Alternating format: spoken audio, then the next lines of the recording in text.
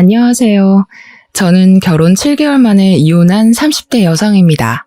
연애 기간보다 더 짧은 시간을 보내고 결혼을 끝내게 될 줄은 몰랐네요. 그게 가능하기도 하다는 걸 이번 경험을 통해서 처음 알았습니다. 기분이 썩 좋은 일은 아니지만 비도 오고 꿀꿀한 기분을 어디 달랠 곳이 없어서 사연을 써보고자 합니다. 날씨처럼 꿀꿀한 저의 사연 들어보시고 부디 여러분들은 저희 남편 같은 사람 안 만나셨으면 좋겠어요. 저는 치과 의사입니다.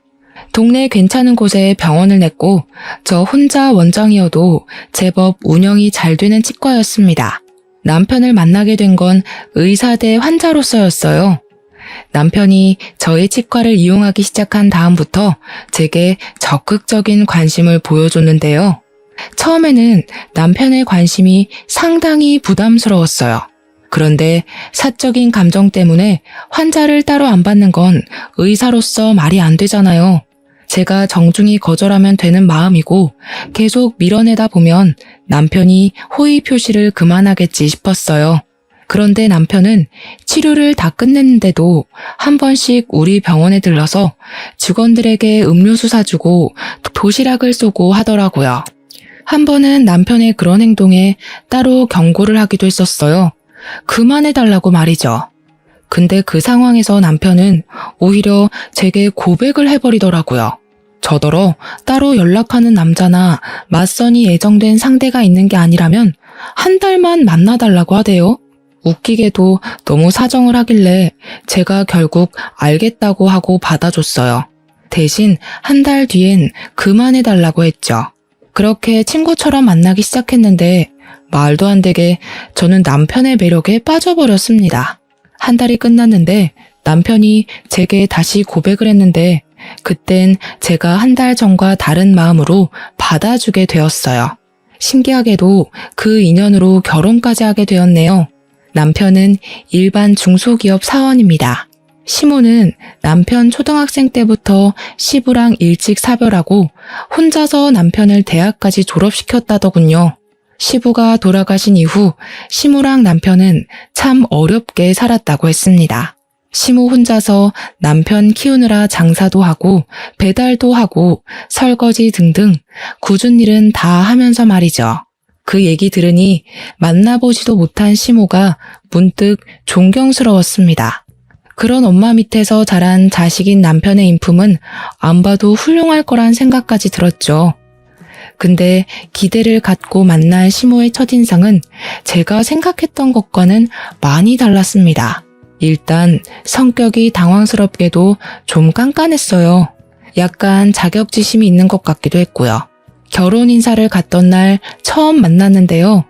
시모가 고생 많이 해온 사람처럼 생기긴 했더라고요. 시모 연세가 우리 엄마랑 동갑이라 들었는데 솔직히 연세를 몰랐더라면 저희 엄마보다 더 많아 보이긴 했습니다. 어쨌든 시모가 제게 처음 한 말이 꽤나 직설적이었기에 아직도 기억에 남아있는데요. 나는 우리 아들 정말 귀하게 키웠어요. 일확천금이 있어도 우리 아들이랑은 안 바꿀 정도로요. 우리 집 형편 안 좋다고 아가씨 집에서 우리 아들을 조금이라도 무시하거나 낮은 취급했다간 나 가만 안 있을 겁니다. 제가 간단한 인사를 드리자마자 시모한테 들었던 첫 대사였습니다. 경고였다고 표현하는 것이 더 적절하겠네요. 그런 시모를 자중시킨 건 남편이었어요. 남편도 시모의 갑작스러운 경고에 당황한 것 같더라고요. 그럴 리가요. 저희는 동등한 입장에서 결혼하려는 건데요. 저희 부모님도 돈으로 사람 판단하는 분 아니세요. 그런 게 걱정이시라면 너무 신경 쓰지 않으셔도 되세요. 그건 모르는 일이지요. 어느 집에서 치과 의사 하는 딸을 신혼집 한 채 못 해주는 집에 시집 보내고 싶어 하겠어요? 아직 젊어서 모르나 본데 결혼해본 어른들이라면 집안 형편에 대해 중요하게 생각해요. 엄마, 손님 모셔놓고 너무 말 세게 한다. 안 그러기로 약속했잖아. 그러지 말고 우리 밥부터 먹자. 시모가 저를 너무 대놓고 경계하자 남편이 시모를 계속 진정시켰습니다. 그래도 시모가 우리 결혼을 애초에 반대할 생각은 없었던 것 같았어요. 결혼 허락 못한다는 소린 안 하시더라고요. 그냥 좀 경계가 심했다 정도였어요. 어렵게 생계를 이어온 시모 입장에서는 아들이 기죽는 장가는 안 보내고 싶겠죠. 충분히 그럴 수 있다고 이해했습니다. 그리고 시모는 원래 좀 마음의 문을 닫고 있는 사람 같았어요. 저뿐만 아니라 남편에게 얘기를 할 때도 따뜻한 말씨로 대하는 건 아니더라고요. 어쩌면 만만하게 보이고 싶지 않아서 처음부터 나를 세우는 것 같기도 했습니다. 그래서 저희는 어렵지 않게 상견례 날짜까지 맞출 수 있었어요. 그런데 생각지도 못한 문제가 그때 처음 생겼는데요. 대화를 하는 내내 시모의 자격지심 말투가 조금씩 튀어나오더라고요. 저랑 남편은 젊으니까 시모가 하는 말을 어른이 해주는 조언이나 충고라고 생각하고 넘길 수 있거든요. 근데 나이 또래 사람에게 충고하는 말투를 사용하면 자칫 상대방의 반감을 불러일으킬 수 있단 말이죠. 저는 우리 아들이 워낙 좋다고 하니까 결혼시키는 겁니다. 저도 이 결혼 엎어진다고 아쉬울 거 없는 사람이에요. 그러니 우리가 그쪽에서 하는 만큼 혼수 못 맞춰준다고 해도 우리 아들 우습게 안 보셨으면 해요. 시모는 상견례 하는 동안 계속 이런 식으로 말을 했습니다. 시모가 나쁜 마음으로 저희 부모님을 대하는 게 아니라는 거 알지만 그래도 불안했어요. 괜히 남편까지 제 부모님 눈치를 보았을 정도니 저 또한 부모님 기분을 중간중간 살폈습니다. 저희가 기하게 큰 아들내미를 우습게 볼 리가 있나요? 있는 쪽이 더 부담을 하면 되니까 그런 걱정은 안 하셔도 돼요. 그저 우리 딸도 기하게 컸으니 예쁘게 좀 봐주셨으면 좋겠어요. 다행히도 친정 부모님이 시모의 마음을 좋게 이해를 해줘서 잘 넘어갔어요. 근데 아마 티만 안 났을 뿐 부모님도 마음이 안 좋으셨을 겁니다. 시모가 형편 차이 때문에 저를 너무 안 좋게 보는 것이 상견례 내내 속상했을지도 모르죠. 그래도 숨막히던 상견례가 무사히 끝나서 다행이었어요. 그날 식사는 우리 부모님이 계산하려고 했는데 시모가 아득바득 우겨서 시모가 사는 걸로 했습니다. 왜 그랬는지 알 것 같지만 굳이 묻지는 않았는데 나중에 시모가 남편한테 따로 얘기하는 걸 듣고 씁쓸했어요. 시모가 남편에게 이런 사소한 식사값마저 우리 부모님 쪽에서 내도록 하면 우리 집안 같은 사람들이 은근 남편 집안을 무시한다고 남편한테 잘 새겨들으라 조언을 해주고 있더라고요. 정작 저희 부모님은 혹시 시모가 괜한 자격지심으로 저를 괴롭게 하진 않을까 그걸 걱정하셨거든요. 그래도 남편이 저랑 시모 중간에서 다리 역할을 잘해줘서 상견례 이후에도 큰 문제는 없었어요. 시모가 여전히 저를 경계하는 건 감안해야 할 부분이라 생각하고 애써 이해하며 결혼 준비를 이어갔습니다. 제게는 주기적으로 참석하고 있는 모임이 하나 있어요. 결혼하기 전 모임 사람들이 저 결혼한다니까 남편을 미리 소개해달라고 하더라고요. 그래서 남편에게 양해를 구해 의사 동기 모임에 남편을 데려가 소개한 적이 있었습니다. 저는 예비부부 자격으로 참석했지만 그 모임에 오는 사람들은 다 결혼을 해서 부부 모임이나 다름없는 곳이었어요. 그중 제가 결혼 막차를 타는 입장이었죠. 제 친구들이랑 친구들 남편을 만나는 자리라고 했더니 남편이 상당히 긴장하길래 불편하면 안 가도 된다고 말해 주었어요. 그랬더니 남편이 그건 또 아니라대요. 제 친구들한테 잘 보이고 싶다 보니까 뜻하지 않게 긴장되는 거라고 괜찮다고 하더라고요. 그 모습이 귀여워서 저는 안심시켜주면서 데려갔어요. 이렇게 순수한 남편을 친구들한테 얼른 자랑하고 싶어서 저 또한 들떠 있었습니다. 실제로 모임 사람들한테 남편 자랑을 엄청 했어요. 친구들은 제가 이렇게까지 신나 있던 적이 없었는데 남편의 파워가 대단하다며 제 남편을 덩달아 칭찬해 주었습니다. 그런데 그곳에서 생각지도 못한 문제가 발생했는데요. 친구가 결혼하는데 친구들이 당연히 상대방 인적 사항에 궁금할 거 아닙니까? 그렇다 보니 우리 남편한테 질문 공세도 엄청 들어올 거고요. 어떻게 만났고 어디가 좋아서 만나냐는 질문은 사실 어린애들이나 관심 있는 질문이잖아요. 이미 다들 자리 잡은 부부인데 남의 부부 러브스토리보단 스펙이 더 궁금할 거란 말이죠. 저는 저보다 돈 못 버는 남편이라고 부끄러웠던 적이 없었는데 남편은 제 생각과 달랐나 보더라고요. 친구들과 친구들 남편의 직업, 집안 배경, 말로 주고받는 돈의 액수 등을 들으면서 남편이 저도 모르게 기가 좀 죽은 듯 했습니다. 어느 순간 말이 없어지고 제 옆에서 묵묵히 밥만 먹더라고요. 제가 괜찮냐고 물어봐도 어색하게 웃을 뿐이었어요. 집에 돌아와서도 남편은 피곤하다며 말도 없이 그냥 바로 씻고 잠을 잤습니다. 참고로 저희는 친정 부모가 미리 증여해준 신혼집에서 동거 중이었어요. 아무튼 저는 남편이 자는 바람에 대화를 더 못해보고 걱정만 해야 했습니다. 남편이 뭐 때문에 기분이 안 좋은지 알 것 같아서 그렇게 생각하지 않아도 된다고 말해주고 싶었는데 그럴 수 없었어요. 실제로 친구들이 우리 남편 스펙이 좀 떨어지더라도 사람 인품은 모인 남편들 중에서 최고 같다고 칭찬해줬거든요. 그 말이라도 꼭 전해주고 싶었는데 내일로 미뤄야 했지요. 근데 내일도 저는 남편을 위로해줄 수 없었습니다. 다음날 다짜고짜 시모가 집에 쳐들어왔거든요. 남편이 제가 늦게 일어나는 사이 어제 모임 일을 시모한테 얘기했던 건지 시모가 집에 들어오자마자 들고 있던 가방으로 저를 한 대 치면서 따지더라고요. 너 우리 아들한테 갑질했니? 돈 없는 집안이라고 무시했어? 내가 너 이럴 줄 알았다. 이런 식으로 사람 기죽여서 우리 아들 머리 위에 올라앉을 작정이었냐? 네? 무슨 소리세요? 어머님, 일단 진정하시고 앉아서 얘기해요. 이런 더러운 집구석 엉덩이 붙일 생각 없다. 왜? 내 아들을 그런 모임에 데려갔니? 어떤 취급받을지 뻔히 알면서 그런 잘난 사람들 앞에 내 아들을 왜 데려가? 그건 어머님이 오해하신 거예요. 남편도 오해하고 잘못 말씀드렸나 보네요. 그런 거 아니고요. 실제로 저희 친구들이 남편 보고 괜찮은 사람이라고 칭찬했어요. 그딴 아부 떨면 우리 같은 사람이 해벌쭉하고 좋아해 줄 거라 생각했니? 이 결혼하지 마라.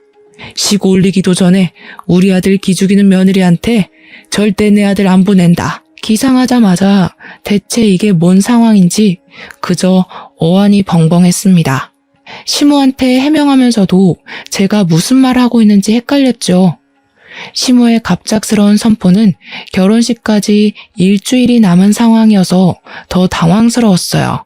남편이 잠깐 화장실에 가 있을 때 시모가 들이닥친 거였는데 그때 남편이 분주한 소리 때문인지 화장실 문을 열고는 시모를 발견하자마자 헐레벌떡 튀어나왔습니다. 자기 엄마를 말리기 시작했죠. 엄마, 내가 오지 말라고 했잖아. 나 괜찮다고 했지. 내가 알아서 할 테니까 끼어들지 좀 마. 괜찮긴 뭐가 괜찮아. 네가 얼마나 자랑스러운 아들인데 그깟 고위 직업이 뭐라고 사람을 고개도 못 들게 하고 말이야. 저 여자가 너를 진심으로 생각해줬다면 그런 모임에 데려가면 안 되지. 저를 저 여자라고 부르는 시모에게 좀 놀랐어요. 섭섭하기도 했습니다. 근데 시모가 저를 정말 나쁜 사람으로 몰고 있으니 더 서름이 차오르더라고요. 시모의 원망을 들으면서도 저는 제가 뭘 잘못한 건지, 이게 이렇게까지 소란을 피울 만큼 잘못한 일인 건지 납득이 잘 안 되었어요. 제가 멍 때리고 있는 사이 남편이 알아서 흥분한 시모를 데리고 현관으로 향했습니다. 신발을 신고 나가면서 저한테 미안하다고 시모 좀 집에 데려다주고 오겠다며 사라졌죠. 얼마 뒤 다시 돌아온 남편은 제 눈치를 보면서 들어왔어요. 그러면서 하는 말이 시모를 잘 설득했는지 파혼 얘기는 신경 쓰지 말라며 미안하다 사과를 해왔습니다. 자기 이번 모임 불편했어? 어머님까지 아셨는데 나한테 숨기지 말고 다 얘기해줬으면 좋겠어. 사실 불편하긴 했지. 당신 친구들은 전부 의사고 친구 남편들도 의사나 검사나 한 자리 하는 사람들인데 나는 그냥 일반 회사원이잖아. 내가 못나서 자기까지 못나 보일까봐 미안해서. 그런 생각이 들었으면 나랑 먼저 얘기를 해서 풀어야지. 어머님한테 전화해서 상담하면 어떡해.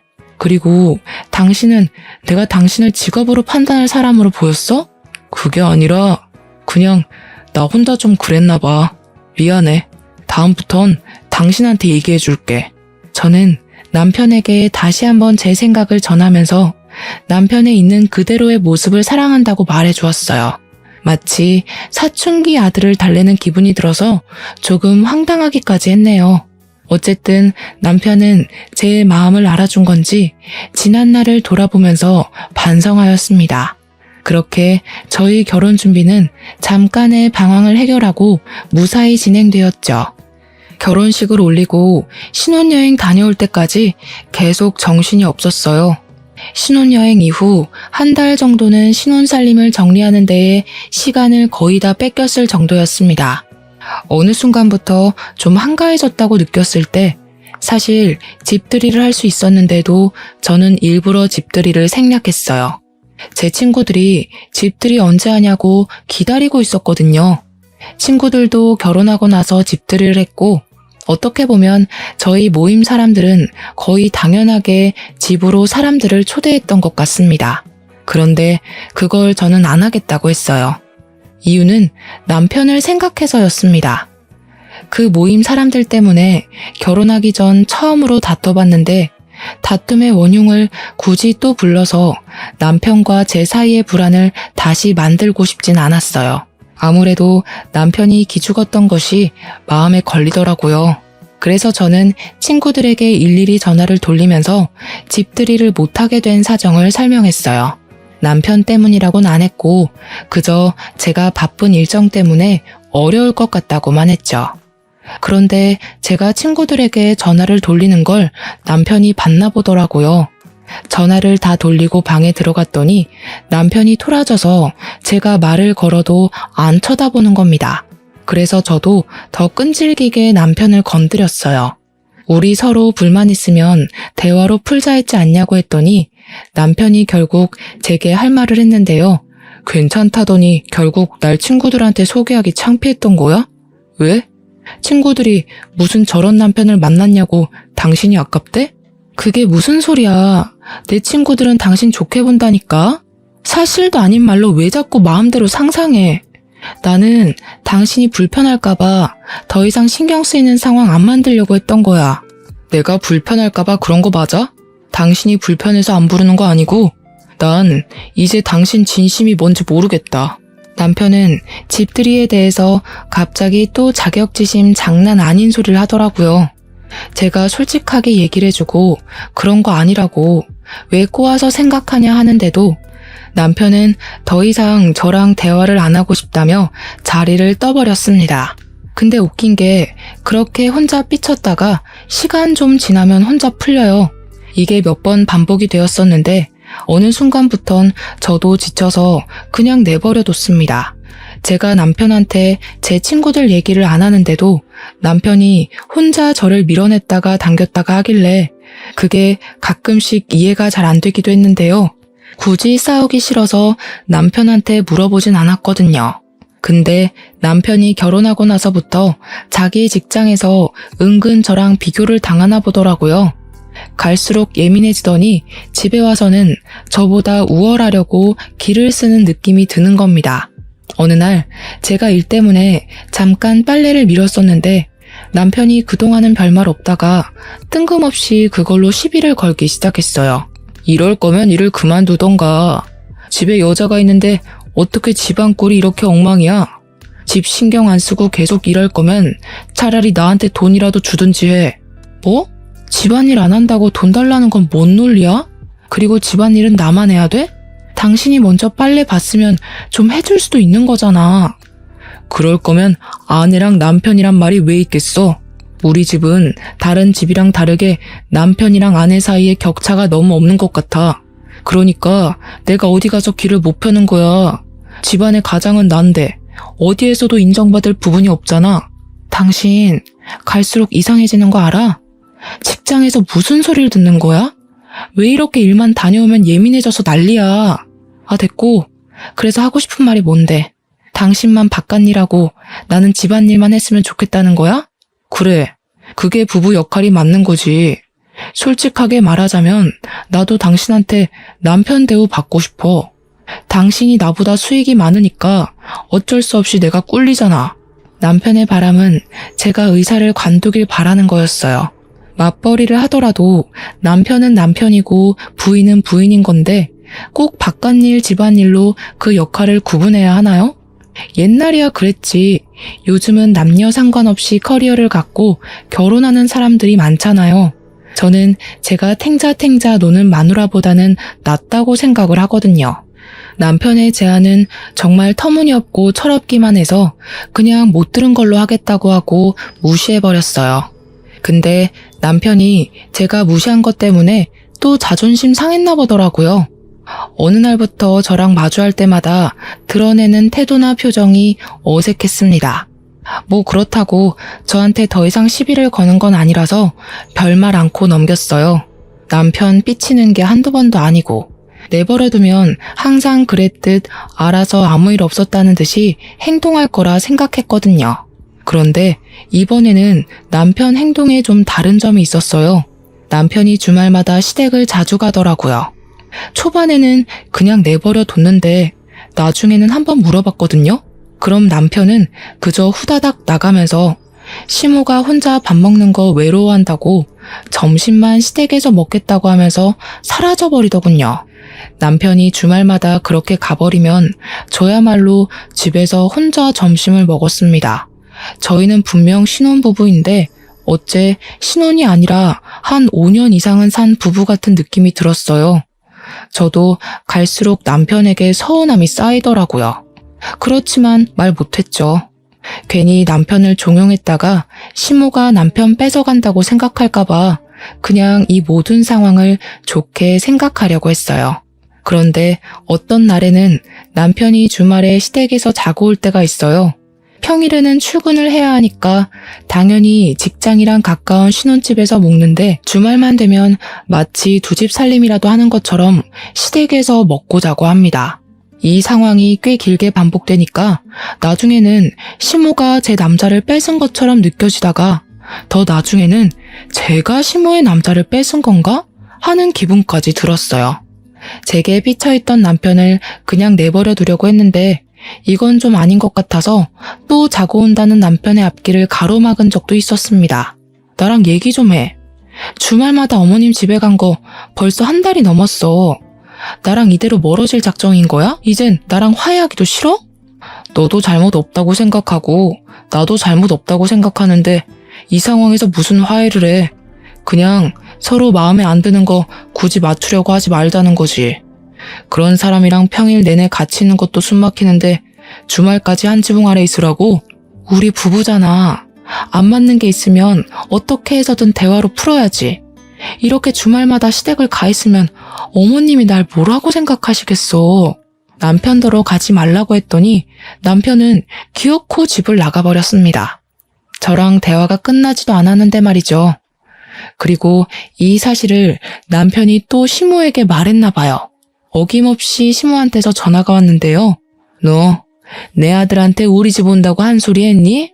우리 아들 잡고 살 작정인 거야? 그럼 그렇지. 네가 우리 아들을 남편으로 안 보고 네 발 아래로 봤으니까 그렇게 함부로 사람을 지지고 볶겠지. 어머님, 도대체 남편이랑 저한테 왜 이러시는 거예요? 제가 남편 무시한 적 없다고 몇 번을 말씀드려요. 남편 좀 보내주세요. 어머님이야말로 계속 남편한테 쓸데없는 소리 하시니까 남편이 줏대없이 흔들리는 거 아니에요. 이 봐라. 이젠 시엠이고 뭐고 없다 이거지? 아무리 의사라도 사람을 이렇게 무시할 순 없다. 우리 아들이 평일 내내 스트레스 받는 것 같던데 주말에는 좀 쉬게 놔둬라. 매정하게 전화를 끄는 시모는 끝내 남편 좀 바꿔달라는 제 말을 다 무시해버렸어요. 남편은 제 연락을 아예 받지 않았습니다. 그러다 어김없이 일요일 저녁이 되면 신혼집으로 돌아오는데 제가 무슨 말이라도 걸까 싶은지 화장실 갔다가 바로 잠자리에 들어요. 당시 저희가 결혼한 지 6개월 정도 되던 때였거든요. 이런 저희 모습을 신혼부부라고 할 수 있는 걸까요? 혹시 남편이 시무를 핑계대고 다른 데서 바람을 피우고 있는 건 아닌가 하는 생각도 해봤는데요. 그러기엔 시무의 간섭이 너무 많아서 불륜일 수가 없겠더라고요. 어쨌든 저는 누구보다 행복한 시간을 보내야 할 새 신부임에도 이혼을 앞둔 사람처럼 쓸쓸한 시간을 보내야 했습니다. 그렇게 어느 평일날이었어요. 여느 때처럼 출근을 했는데 갑자기 병원으로 경찰들이 들이닥치더라고요. 환복도 못한 저는 경찰에게 무슨 일이냐고 물었습니다. 그랬더니 경찰이 뜬금없이 거짓 청구 신고로 수사를 하겠다는 겁니다. 잠깐만요. 거짓 청구라뇨. 저희 병원에서 거짓 청구를 했다는 말씀이세요? 죄송하지만 잘못 알고 오신 거 아니에요? 저희는 그런 적이 없는데요.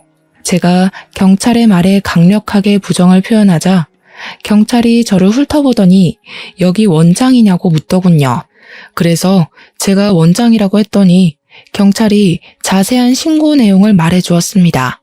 우리 병원에서 제가 진료 행위를 하지도 않았는데 했다고 사문서를 위조하는 부정 방법으로 진료비를 갈취했다는 겁니다. 그게 수사 이유래요. 저는 설명을 듣고도 더 이해할 수 없어서 무슨 말도 안 되는 소리를 하냐고 대체 누가 그런 엉뚱한 신고를 했냐고 따졌습니다. 그러나 경찰은 제 말을 더 듣지 않고 경찰서 가서 얘기하라며 저를 데려갔죠. 그 사이에 저희 병원은 압수수색을 당했습니다. 저 살면서 경찰서에 가본 건 처음이었어요. 무척 당황스럽기도 했고 또 무섭기도 하더라고요. 저는 절대 범법 행위를 한 적이 없지만 만약 제 누명이 억울하게 죄로 성립된다면 저는 바로 의사면허가 정지되거든요. 징계를 받을 수도 있고요. 그런데도 저는 경찰이 제게 뭐라고 묻는 말에 모르는 사실이라 모른다고 말할 수밖에 없었어요. 경찰들이 모른다는 말을 제일 싫어한다고 하대요. 하지만 저는 진짜 모르는데 어떡합니까? 제 말을 믿어주지 않는 경찰을 앞에 두고 저는 답답함에 가슴을 쳐야 했습니다. 대체 어떻게 된 일인지 알 수도 없고 가늠도 안 되었어요. 그저 어쩌다가 내 꼴이 이렇게 된 건가 스트레스 받기만 했죠. 그리고 1시간 조금 넘은 시간 뒤 실제 압수수색에서 증거 자료가 나왔다고 하는 겁니다. 그 사실을 듣고 제가 얼마나 놀랐는지 몰라요. 그것 때문에 경찰이 저를 더 거짓말쟁이로 보더라고요. 증거 자료는 환자 한 명이 병원에 내원하지도 않은 날짜에 후속 처리 진료가 되어 있는 기록지라 했습니다. 그것을 통해 요양급여 비용을 추가 청구했다고 되어 있는 자료들이었죠. 그 환자가 이 사실을 알고 병원 측에 얘기를 해서 들통이 나게 된 거라는데 저는 정말 하나도 모르는 얘기였어요. 이보세요, 경찰 선생님. 대체 그분이 누군데요? 저는 모르는 사실이라고요. 제가 거기 원장인데 그런 비리도 몰랐겠어요? 제가 그런 짓 저지를 사람인지 아닌지 더 꼼꼼하게 확인해 보세요. 고작 그 자료 하나 가지고 사람 억울하게 하지 말고요. 저도 큰 소리를 낼 생각은 아니었는데 그대로 가만히 있다가는 제가 완전 호구되겠더라고요. 그래서 항의할 수 있을 만큼 기를 썼습니다. 답답해서 경찰한테 계속 따졌더니 결국 경찰이 신고자를 알려주었는데요. 당황스럽게도 신고자는 우리 치과에 일하는 치위생사 선생님이었어요. 우리 병원의 치위생사는 총 3명입니다. 치위생사 선생님들은 저랑 같이 일한 연차가 기본 2년은 되어요. 그래서 제가 그 선생님들 성격을 모르지도 않고 대충 어떤 사람들인지도 알고 있습니다. 그 선생님들 중 한 명이 신고했다는 건데 제가 평소 생각하고 있는 선생님들 인품을 떠올리면 그럴 만한 인물들이 없어요. 그럴 리가 없어서 저는 당장 그 신고자를 불러달라 했지만 신고자 보호법 때문에 그럴 수 없다고 하더라고요. 저 이대로면 꼼짝없이 의사면허 정지되는 걸 두고 볼 수밖에 없는 실정이었어요. 그 사이 제 사정이 남편한테 전달되어서 남편이 경찰서로 찾아왔는데요. 그래도 가족이라고 남편을 보자마자 마음 한편에 무서웠던 감정이 사르르 녹더라고요. 저는 제 억울한 사정을 남편한테 호소하면서 결국 눈물을 보이고 말았습니다. 우리 부부 한동안 다퉈서 말도 잘 안 섞었었는데 어려운 처지에 처하니까 냉각 끼고 뭐고 그런 건 전혀 개의치 않아지더라고요. 저 못지않게 놀랐던 남편이 저를 달래주는데 걱정을 많이 해줘서 고마웠어요. 든든하기도 했고요. 그런데 그것도 아주 잠깐의 감동이었습니다. 남편이 뜬금없이 황당한 소리를 하더라고요. 이참에 잘 됐어. 내가 일하면 되잖아. 당신은 그냥 집에서 푹 쉬면서 집안일하면 되지. 너무 걱정 마. 내가 당신 평생 먹여 살릴 수 있어. 이렇게 그만두는 것보단 당신이 당신 손으로 직접 의사직을 내려놓는 게 좋았을 것 같은데 그건 좀 속상하겠다. 이게 지금 제 상황에 알맞은 위로인가요? 어째서인지 남편은 제가 일을 못하게 된 것에 대해 그리 속상해하는 것 같지 않았어요. 저도 모르게 남편이 남처럼 낯설게 느껴지더라고요. 그래서 맞잡고 있던 손까지 슬쩍 놓아버렸습니다. 남편의 말을 못 들은 척하면서 경찰한테 다시 제 의견을 어필했어요. 저는 이 사실 인정 못한다고, 내가 모르는 사실 때문에 자격정지를 받아들일 수 없다고 따졌죠. 그러면서 지금 이 상황에 대해 소송할 거라고도 했습니다. 그랬더니 갑자기 경찰이 아닌 남편이 나서서 저를 말리는 거 아니겠어요? 무슨 소송을 한다고. 어차피 완전 그만두게 되는 것도 아니고 6개월 정지 후에 풀릴 거잖아. 소송하려면 변호사 선임도 해야 되는데 왜 굳이 그런 쓸데없는 데 돈을 날려? 싫어. 내가 하지도 않은 짓 때문에 죗값을 받아야 되는데 당신은 당신 와이프가 억울하게 누명 쓰는 거에 대해서 속상하지 않아? 어떻게 아무것도 안 해보고 바로 인정을 할 수가 있어? 설마 내가 진짜 범법행위 저질렀다고 생각하는 거야? 그런 게 아니라 더 깊게 파고들면 그만큼 조사가 오래 진행되니까 그렇지. 그럼 당신 더 속상할 거잖아. 나는 당신 기분 걱정해서 얼른 넘기고 싶었던 거야. 그냥 6개월만 휴가 받았다고 생각하고 쉬면 안 되겠어? 남편이 저를 생각해서 말하는 내용은 전혀 저를 염두에 둔 생각이 아니었어요. 남편은 제 기분을 걱정해서라고 말을 했지만 제가 보기엔 남편이 이 상황을 빨리 넘기고 싶어 하는 것처럼 보였습니다. 설마 늘 내가 일을 그만뒀으면 좋겠다고 생각하던 사람이라서 막상 일 못하게 되니 그게 좋은 건가? 싶은 생각도 들었어요. 만약 그런 거라면 정말 너무 서운했습니다. 와이프가 누명을 쓰고 경찰서까지 왔는데 이 와중에도 자기 생각밖에 안 했다는 거잖아요. 제 생각이 정확하다는 증거는 없었지만 한번 그 생각이 들자 남편이 꼴도 보기 싫어졌어요. 그래서 저는 경찰서를 더 떠날 생각을 안 했습니다. 제가 버티고 앉아있자 제 고집을 못 이긴 남편이 한숨을 쉬더라고요. 그러더니 잠깐 화장실 다녀오겠다고 자리를 뜨는 겁니다. 화장실은 저도 가고 싶었던지라 남편이 자리를 뜨고 한 1분 뒤에 뒤따라 나갔습니다. 근데 앞장서서 가는 남편이 화장실로 안 가고 비상구 계단으로 방향을 틀더라고요. 그걸 보고도 별 생각 안 할 수는 있는데 왠지 모르게 기분이 찝찝했어요. 남편에 대해 수상쩍은 마음도 아까부터 갖고 있었고요. 그렇다 보니까 저도 모르게 남편처럼 방향을 틀게 되는 겁니다. 기척을 죽이고 비상구로 몰래 발을 들였는데 그때 남편이 누군가와 통화하는 걸 엿듣게 되었어요. 큰일 났어. 지금 와이프가 소송하겠다고 난리야. 그럼 우리 짓인 거 다 걸리는 거 아니야?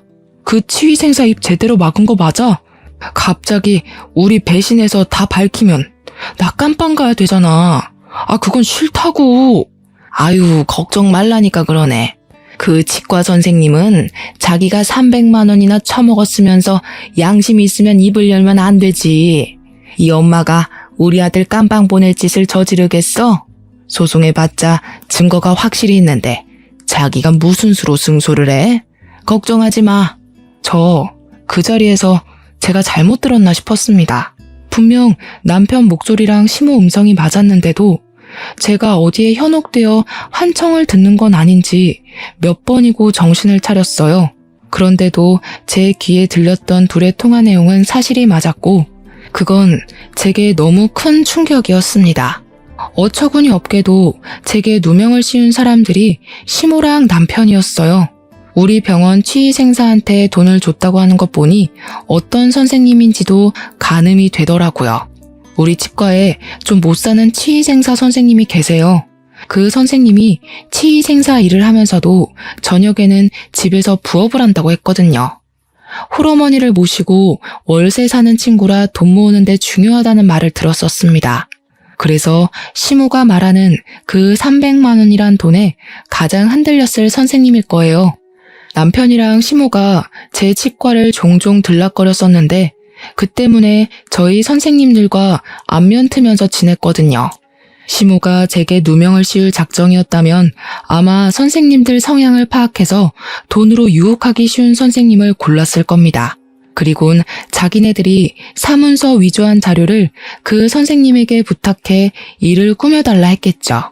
어떻게 가족이란 사람들이 이런 짓을 벌일 수 있단 말인가요? 저는 남편을 깔본 적이 없는데 그런 취급을 받으면서 이렇게 경찰서까지 방문을 해야 하는 것이 너무 비정상적인 상황이지 않습니까? 듣자 하니 시모는 제가 남편보다 돈을 월등하게 벌고 있는 것도 마음에 안 들었고 자꾸 남편이 저랑 비교당하면서 기죽는 게 싫었겠죠. 또 남편이 제 머리 위에서 떵떵거리고 살았으면 좋겠는 마음에 이런 말도 안 되는 짓을 꾸민 거겠죠. 그 못된 욕망이 얼마나 강했으면 이런 짓까지 벌일 수 있는 건지 저는 그저 이 상황이 너무 충격적이라 더는 이해해 줄 수가 없었어요. 비상구에서 엿듣는 걸 그만하고 저는 당장 비상구로 쳐들어가 남편의 뒤통수를 휘갈겼습니다. 구석에 처박혀서 발을 동동 구르고 있던 남편이 놀라면서 비명을 악 질렀어요. 저를 돌아본 남편 얼굴이 급격히 창백해졌는데 꼴 좋았습니다. 정말 실망이다. 그놈의 자격지심이란 게 이렇게 무서운 건 줄 몰랐네. 그냥 사람 대 사람으로 지낼 순 없었어? 나는 한 번도 당신을 못났다고 생각한 적 없는데 내가 세상에서 제일 찌질한 새끼랑 살고 있었구나. 이제 보니까 당신 못난 거 맞다. 내가 본 사람들 중에 역대급으로 못났고 불쌍해. 뭐? 어떻게 남편을 그런 식으로 말할 수가 있어? 아니, 대체 언제 들어온 거야? 설마 나 통화하는 거 다 들었어? 여기서 내가 안 들었으면 앞으로 나 어떻게 됐을까? 그거 생각하니까 진짜 끔찍하다. 멀쩡한 사람 속여서 직장 관두게 만들어 놓고 당신이랑 당신 엄마는 뻔뻔하게 기세등등했을 거 아니야. 가서 당신 엄마한테 전해. 그쪽 덕분에 안 그래도 찌질한 아들 시궁창 제대로 빠졌다고. 저는 남편이 들고 있는 폰을 뺏으려고 했어요. 그러자 남편이 피하면서 갑자기 제 앞에 무릎을 꿇더라고요. 여보, 그런 게 아니야. 당신이 어디서부터 어디까지 들었는지 모르겠는데 사실이랑 왜곡된 부분이 많을 거야. 일단 난 엄마가 시키는 대로 해서 뭐가 뭔지 잘 몰라. 장난하니? 나 처음부터 다 들었어. 더 듣기 싫어서 당신 머리통 후려친 거고. 어떻게 다 들킨 마당에도 발뺌하기 바쁘냐? 정신이 똑바로 박혔으면 사과 먼저 해야 되는 거 아니야? 아, 미안해. 진짜 미안해. 근데 난 진짜 엄마가 시키는 대로 해서 아무것도 몰라. 네가 우리 엄마랑 통화해봐. 남편이 아직 끊기지 않은 휴대폰을 제게 내밀었어요. 잘 됐다 싶어서 저 바로 시무랑 통화를 했죠. 어머님 아들이 깜빵 갈지 안 갈지를 왜 어머님이 정해요? 안타깝게도 어머님 아들은 어머님 때문에 깜빵 가게 될 거예요. 저를 그렇게 일 관두게 만들고 싶었어요. 그런데 머리 쓸 시간 있으면 아들 의사 시키는데 기를 쓰지 그러셨어요. 왜 엄한 사람을 아들 아래 두려고 하신대? 너 일단 진정해봐라. 우리 만나서 얘기를 해보자. 아무래도 대화로 풀어보는 게 좋을 것 같네. 지금 내가 너희 집으로 갈 테니까 가서 기다려. 아니요. 아직 상황 파악이 안 되신 것 같은데 저한테 명령할 입장 안 되세요. 저 그동안 스트레스 너무 많이 받았거든요. 두 사람 깜빵 앉혀놓으면 제가 숨을 못 쉴 것 같아서 안 되겠어요. 이해 좀 하세요. 저는 전화를 끊자마자 남편을 발로 밀어버리고 그대로 비상구를 뛰쳐나갔어요. 당장 경찰서로 돌아가 증거로 제출했습니다. 제게 얻어맞고 욕먹은 남편이 뒤늦게 정신을 차리고 쫓아왔지만 증거물은 이미 제출된 뒤였죠. 경찰은 거기에 녹음된 남편과 시모의 대화를 듣고 증거로 채택해 주었습니다. 그때부턴 상황이 역전되어 시모랑 남편이 되레 구속이 되었어요. 사기죄와 사문서 위조죄는 제법 중죄라서 감방 살기 싫다는 남편은 끝내 감방 신세를 지게 되었죠. 그리고 범행을 도왔던 치위생사 선생님도 나중에 잡혀왔는데 그 선생님은 제가 그냥 합의해줬어요. 그 선생님은 나쁜 짓을 하려고 작정했던 게 아니라 돈 때문에 흔들린 거잖아요. 선생님의 어려운 생계를 걱정해서 고소는 안 했어요. 대신 우리 병원에서 해고하는 걸로 합의를 보았죠. 다행히 저의 의사면허 정지 처분은 취소 처리가 되었습니다. 하마터면 당당한 제 커리어에 빨간 줄이 그일 뻔한 게 계속 제 심장을 떨리게 만들었어요. 저에게 이런 짓을 한 그들을 용서할 수 없어서 고소를 했지만 그 전에 시모 얼굴 보고 꼭 한마디를 해주고 싶더라고요. 그래서 시모가 구속되기 전에 얼굴 보러 찾아갔었어요. 시모는 저를 처음 대면했던 그때처럼 날선 눈으로 노려봤습니다. 여태까지 아들 혼자 키우면서 열심히 사셔놓고 왜 스스로 무덤을 파셨어요? 얼마 안 남은 인생 아들도 못 만나고 시간만 축내게 생겨서 어떡해요? 열등감만 죽이셨어도 그쪽 노후는 꽃밭이었을 텐데 아쉽네요. 내 노후는 너만 아니었어도 편했어. 처음부터 순진한 우리 아들 꼬셔서 머슴살이 시키려고 했던 게 누군데? 그 꼴이 불보듯 뻔한데 내가 그걸 그대로 둘 리가 없잖아. 도대체 어떻게 사셨으면 사람 말을 안 믿는 거예요? 그쪽 행동이 잘못돼도 한참 잘못됐기 때문에 상황이 이렇게 됐다는 거 모르겠어요?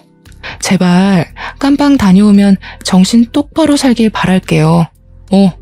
출소할 때까지 그쪽 다 늙은 몸뚱어리가 버텨줄 줄 모르겠지만 시모는 제 모습이 사라질 때까지 목청 나가도록 저주를 입에 담다가 경찰에게 경고를 받고 조용해졌습니다. 그 뒤로 그들 소식은 잘 모르고요. 저는 개인적으로 병원을 이전하기로 했어요.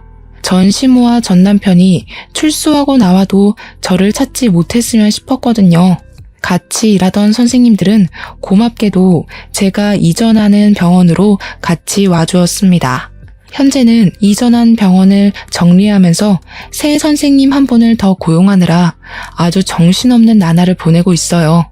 새로 시작하는 병원에서는 부디 사건 사고 없길 바라고 좋은 일만 있었으면 싶네요.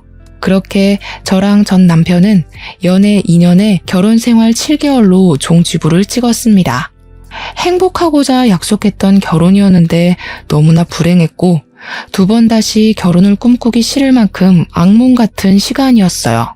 부부가 결혼해서 마음 맞춰 사는 건 기적 같은 일이라는 걸 깨달았어요. 그리고 결혼 연차 10년, 20년 찍는 분들을 정말 존경하게 되었어요. 분명 안 맞는 부분도 있으실 텐데 수많은 고비를 넘고서 미래를 함께하고 계신 거잖아요. 박수받아 마땅한 분들이 아닌가 싶습니다. 아무래도 제 내면을 더 키워야 될 것 같아요.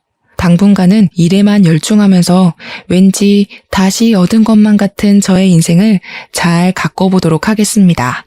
꿀꿀했던 제 사연 들어주셔서 감사드리고요.